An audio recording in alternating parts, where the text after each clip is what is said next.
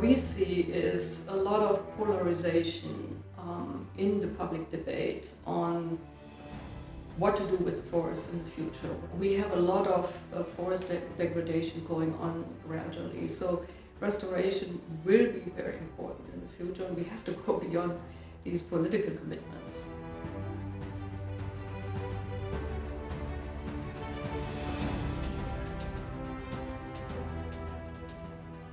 I'm a forester, and I have been working in forestry for many, many years in many different countries, and I've seen quite a lot of forest degradation in these countries that I've been working in and visiting. In terms of a personal story, maybe one that comes to my mind is one from last week, because last week I happened to be in Honduras with a German delegation, and we were traveling from the capital to one of the regions where there are very many natural pine forests. And what we saw was that in many of these forests there is cattle grazing going on. And what happens is that the forests regenerate naturally, normally quite well.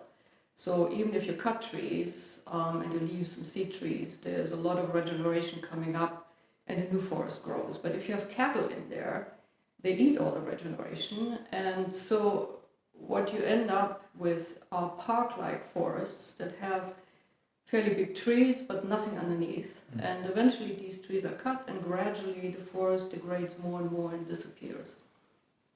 This is something that happens frequently in other countries. It's goats that eat the regeneration, and if you keep the goats out for a couple of years, then the forest can grow back, but this is not happening. And all of this is related normally to weak land governance, the issues of corruption, there are also issues of poverty that cause the degradation. And that seems to become more and more of a problem, maybe even more than deforestation, because globally deforestation rates have slowed down a bit, but we have seen that degradation is increasing globally. Again, forestry and forests. I was working in Costa Rica for 10 years in tropical forests, and at the time these were all private forests that were supposedly being managed. But in fact, they were being degraded because there was no real management, there was very unsustainable harvesting going on and so on.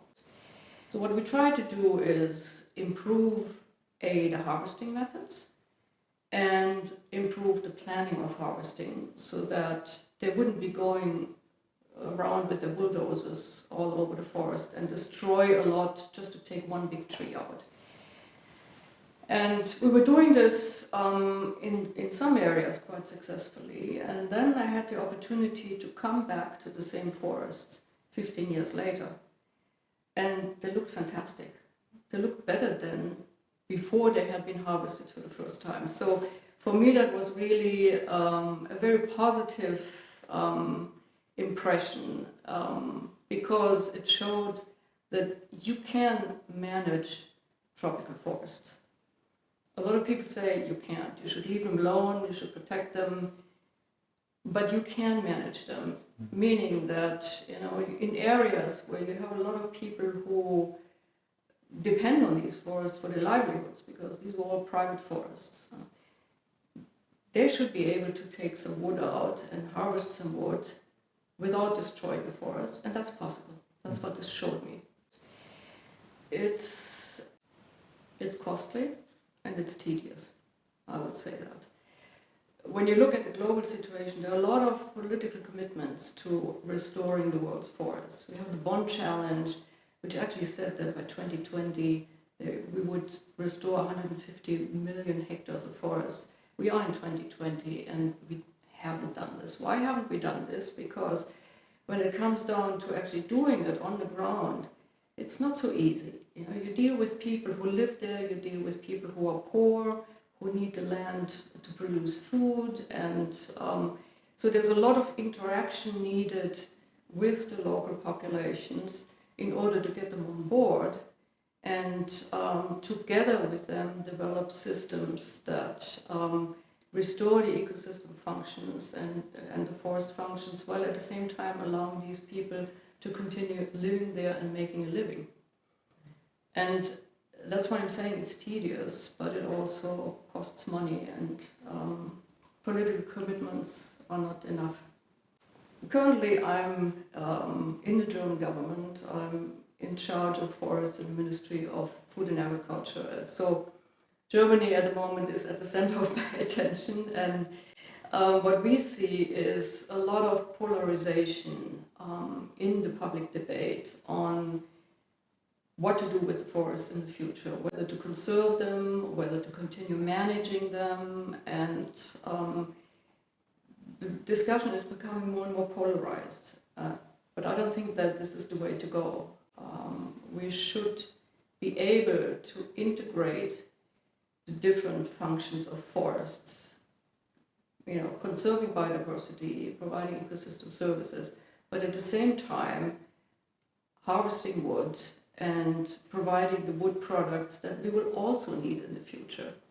Because we're talking about climate change, and wood is a material that stores a lot of carbon, so it has a lower carbon footprint than many other materials that we use, like steel, concrete, and so especially in construction. There's a big drive now to promote wood construction, but where's the wood going to come from if we stop harvesting our forests?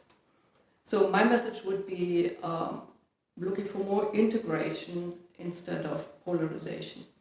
Yes, absolutely. As I said earlier in the beginning, we have a lot of forest degradation going on gradually. So restoration will be very important in the future, and we have to go beyond these political commitments.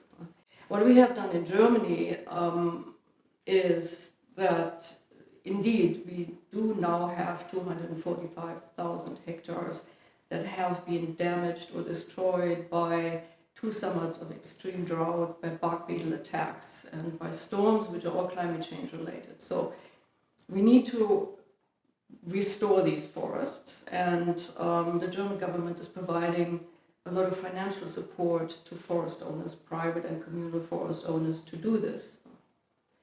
We are in a privileged position because we are, compared to others, a fairly rich country, and we are not only providing money to the forest owners, but we are also providing the rules on how to restore the forests, meaning we shouldn't be, if our spruce trees have all died, we shouldn't be replanting spruce.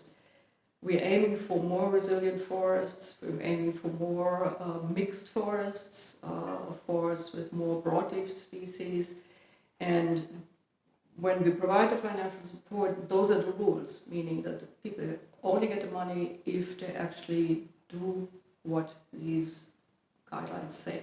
I think that this conference we had is very important because it brings together a lot of thinking on how we can ensure all these different ecosystem functions of forests, including the productive functions, the ecological functions, and the social functions, because this is what sustainability is in the end. And there are many, many different theories about this, and as I said earlier, there's a lot of polarization going on, which is not helpful. But this conference is bringing the scientists together that are looking at these issues and trying to find solutions. And to me, that's very important. I think our hope is the young generation. We have seen that they are becoming much more aware of what's happening and that indeed their own future is at stake. We have the big movement of Fridays for Future, which has exploded. I mean, it started small, but now it has a lot of, it has gained a lot of impetus and has become a very important global movement. And it's not only that, we have, for example, in Forestry, the International Forest Students Association, a lot of very active young people who want to do something, want to change things.